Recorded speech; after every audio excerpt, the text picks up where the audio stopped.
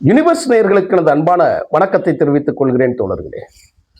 நடிகர் பார்த்திபன் ஒரு செய்தி ஒன்று ஒரு பேட்டியில சொல்லியிருந்தார்.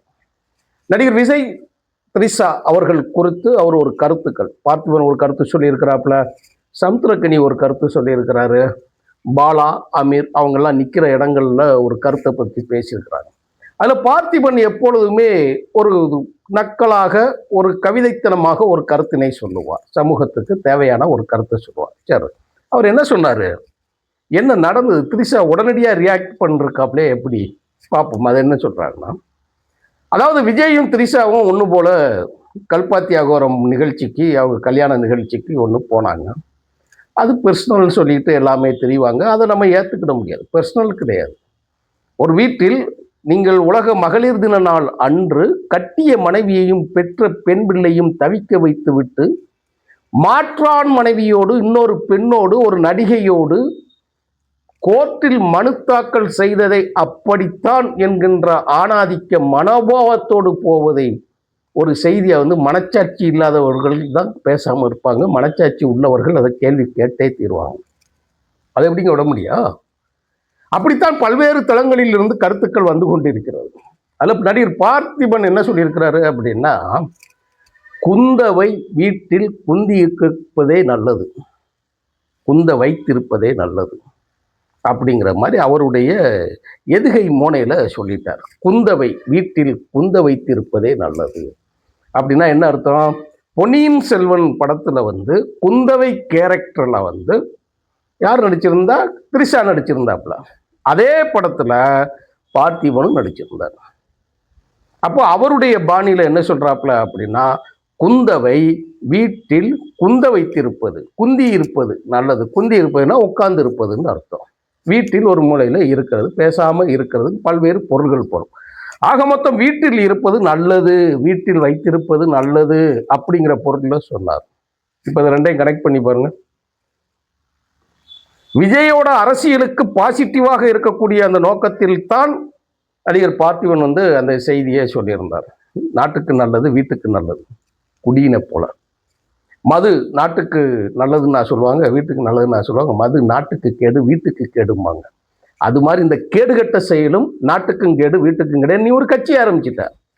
அதனால் நடிகர் பார்த்திபன் அதை கண்டனம் தெரிவிக்கிறார். இப்பொழுதும் நடிகர் விஜய் அமைதியா இருக்கிறார். அமைதியா. ஏன்னா அவன் பாணியிலே சொல்லணும்னு கேட்டா, இதுக்கெல்லாம் ஒர்த்து இல்லாத ஆளு. கண்ட கழுதையை கூட சுத்துறது, கண்ட கழுதையை கூட அப்படின்னு போட்டுக்கோங்களேன். என்னென்ன போடணுமோ போட்டுக்கோ. நம்ம அப்படித்தானே பொருள் போட முடியும்.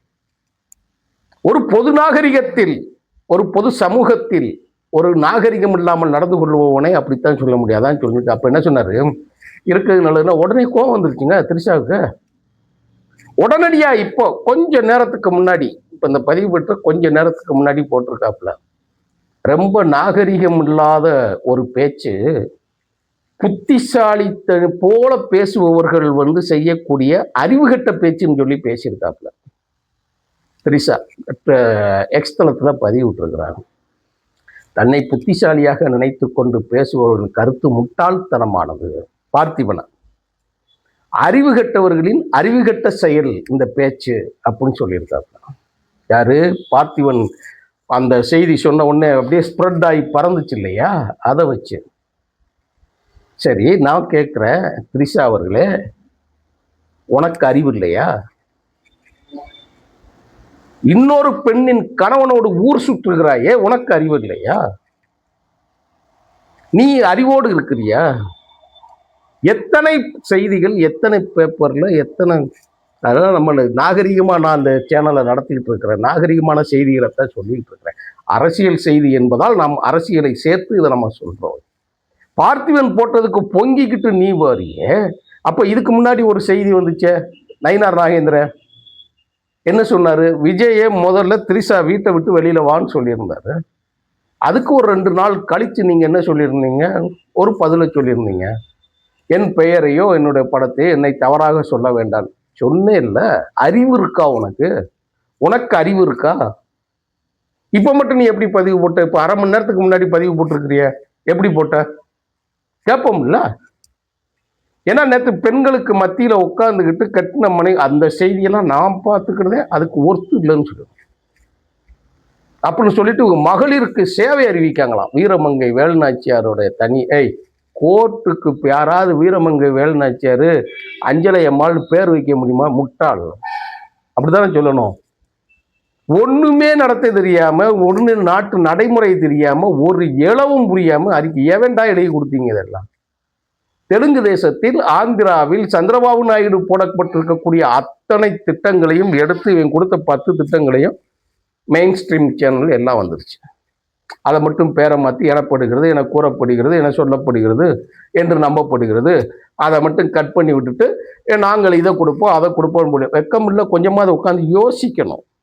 ஆட்சினா என்ன, அதிகாரம்னா என்ன, நிதி பகிர்வுன்னா என்ன, நிதியை உண்டாக்குவதுன்னா என்ன, அப்படிலாம் தெரியணும். அப்படின்னு தானே கொடுப்போம்.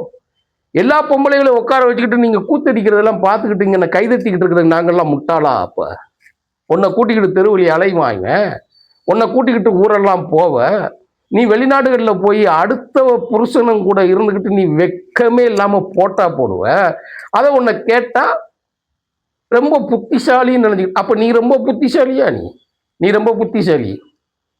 அதுக்கு பேர் வேற மாதிரி வரும். புத்திசாலிக்கு வேற எது எதிர்ப்பதை ஒன்று போடுங்க, காளி. ரொம்ப கடுமையா இருக்கும் அந்த வார்த்தை. அதனால உன்னோட செயலை எல்லாம் பொதுத்தன்மையில் பொது மனிதர்களிடம் நியாயப்படுத்துவது என்பதை ஏற்றுக்கொள்ளவே முடியாது. நீ பொது சமூகத்தில் அநாகரிகமற்றவள், நீ அப்படித்தான் சொல்லலாம். நீ எப்படி நடிகர் பார்த்திபனை கண்டிக்கலாம்? அவர் பேர் சொல்லாம குந்தவைன்னு சொல்லிட்டாரு, அதனால பேர் சொல்லாம நீங்களும் சொல்லிடுவீங்க. அப்ப நாங்க பார்த்துட்டு நீங்க பேசியாம இருக்கணும், வைக்கணும். சரி, சமுத்திரக்கனி சொல்றாரு, வாசல்ல நிக்கிறாங்க. இயக்குனர்ல மிகப்பெரிய யாரும் தொட முடியாத ஒரு இயக்குனர் பாலா. பாலாவோட படங்கள் எப்படிப்பட்ட டைரக்டர்னு தெரியும் இல்லையா? அவருடைய படத்தை யாரும் ரீமேக் கூட பண்ண முடியாது, டப்பிங் தான் பண்ண முடியும். அவ்வளவு பெரிய உழைப்பாளி. அவர் பக்கத்தில் வச்சுக்கிட்டு இருக்கும்போது சமுத்திரக்கனி சொல்றாரு, ஏங்க என்ன பெரிய நீ போய் யாருக்கு நீ காட்ட போற? நீ இப்படி கூட்டிக்கிட்டு ரோட்டு வழியை அலையிறீங்க, இப்படி போறீங்க வைக்கிறீங்க, யாருக்குங்க மெசேஜ் சொல்றீங்க? இது என்னங்க நியாயம்? அது நல்லா போற விஷயத்த போய் ஏங்க இப்படி கெடுத்துக்கிட்டு வச்சுக்கிட்டு இருக்கு? உங்க என்னங்க துணிச்சல் அப்படின்னு சொல்லி அவர் ஆற்றாமையில பேசுறாரு. அதை வெளியிட்டாங்க, ஒரு வீடியோ எடுத்து வெளியிட்டாங்க. அப்ப யார் வெக்கப்படணும்? நீங்க தான் வெக்கப்படணும். வெக்கம்னு ஒன்று இருந்தால் அதை நீங்க வெக்கப்படணும். மானம்னு ஒன்று இருந்தால், ரோஷம்னு ஒன்று இருந்தால் அதுக்கு நீங்க பதில் சொல்லணும். நீங்க அறிவு இருக்கிறவனை போல புத்திசாலி போல நினைத்து கொண்டு அவர்கள் பேசுவது அப்படின்னா, நீங்க பேசுறதுக்கெல்லாம் உங்களுக்கு மலர் போட்டு உங்களுக்கு மாலையிட்டு நாங்க கொட்டடிச்சு ஆடணும்னு சொல்லி நினைச்சிட்டு இருக்க அந்த தற்குறி கும்பல் நினைச்சாங்க. ஆரம்பத்திலே இதையெல்லாம் கண்டித்து கருவறுக்க வேண்டும் என்பதுதான் சொல்றது. இது மூளை செலவை செய்யக்கூடிய ஒரு முக்கியமான வேலை. இதெல்லாம் ஒழிச்சு கட்டணும், அதைத்தான் சொல்றது. அப்போ இப்போ ஆட்டக்கடிச்சு மாட்டக்கடிச்சு பேசாம இப்போ நேரடியாக செய்யுங்க. விஜய் என்ன பண்றான்? வீட்டுக்குள்ள உட்காந்துக்கிட்டு என்ன பண்றான்? கட்டுன பொண்டாட்டிக்கு வீட்டை தராம வெளியேற்றுறவே, 2 பிள்ளைகளுக்கு குடியிருக்க வீடு தராம வெளியேற்றுறவே, நாளைக்கு உனக்கு என்ன கதிங்கிறது நீ யோசிச்சு பார்க்கணும்.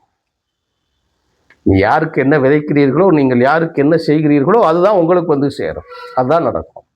தன்னை யாரும் கேள்வி கேட்க முடியாது, தனக்கு ஒரு கூட்டம் இருக்கிறது அப்படி என்று நம்பியவர்கள்லாம் என்ன லெவலுக்கு உலகத்தில் ஆளாயிருக்காங்கன்னு சொல்லி பார்க்கணும். எப்பயும் சொல்லக்கூடிய ஒரு செய்தி, எல்லாருக்கும் தெரிந்த ஒரு செய்தியைத்தான் நான் சொல்லுகிறேன். நீ பாகவதரை பார்த்துக்கலாம். எம்ஜிஆரே சொல்லியிருக்கிறார். பல பேர் எடுத்துக்காட்டு சொல்லலாம், எல்லாருக்கும் தெரிஞ்ச முகமாங்காட்டி சொல்றேன் நான். KR ராதா கொண்டு நம்ம சொல்லலாம். MR ராதா கிடையாது, KR ராதாகிருஷ்ணன் கொண்டு சொல்லலாம். அப்போ அவர் என்ன சொல்றாரு, ஒரு ரயில்வே ஸ்டேஷன்ல அவரை போய் பாகவதர் உட்கார்ந்து இருக்கிற நேரத்தில் ட்ரெயின் ஏறும்போது அவர் ட்ரெயினுக்குள்ள, அதாவது ரயில்வே ஸ்டேஷனுக்குள்ள நுழைய முடியாத கூட்டம், மக்களுக்கு கூட்டம். அதனால உள்ள நுழைய முடியல, பயணப்படவே முடியாத கூட்டம். தங்க தட்டில் சாப்பிடுவார், வெள்ளி செம்புல தண்ணி குடிக்கக்கூடியவர். மக்கள் திரளால் அவரால் தாங்க முடியாத ரசிகர்கள், ஆண் பெண் ரசிகர்களை உடையவர். ஒரு காலத்தில் என்னாச்சு தெரியுமா?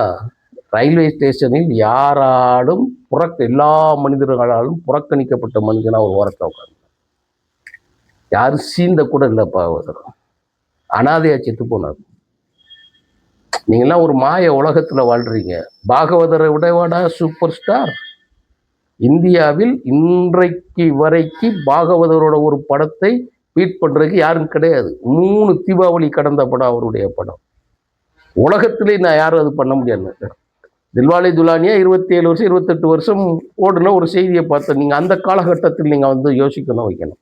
அப்படிப்பட்ட பாகவதரே அனாதையாக யாரும் சீண்ட முடியாமல் உட்கார்ந்து இருந்து செத்து தனிமையில் புதைக்கப்பட்டாருங்கிறது தான் வரலாறு. இதெல்லாம் தெரியாம நீங்க எல்லாம் இந்த மயக்கத்தில், இந்த மாய பிம்பத்தில் இருந்து உங்களை மாய்த்து கொள்ளாதீர்கள். நன்றி, வணக்கம் தொடர்கள்.